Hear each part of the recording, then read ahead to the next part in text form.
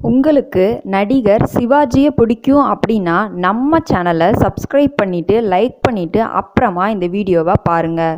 Shooting பாதி முடிந்த நிலையில் சிவாஜி நடித்த படம் ஒன்றை அப்படியே நிறுத்தச் சொல்லியுள்ளார் படத்தின் தயாரிப்பாளர்.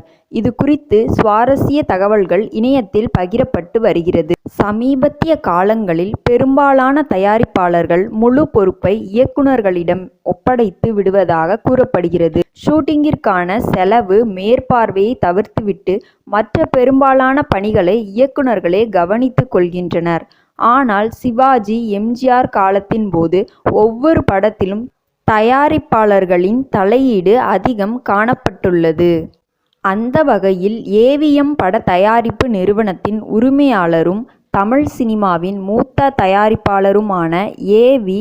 மெய்யப்பட்ட செட்டியார் ஒவ்வொரு படத்திலும் நேர்த்தியை அதிகம் எதிர்பார்ப்பவராக இருந்துள்ளார். அவருக்கு படத்தின் அவுட்புட் பிடிக்காவிட்டால் படம் எந்த அளவுக்கு எடுக்கப்பட்டிருந்தாலும் அதை அப்படியே ஒதுக்கி வைத்து விடுவாராம்.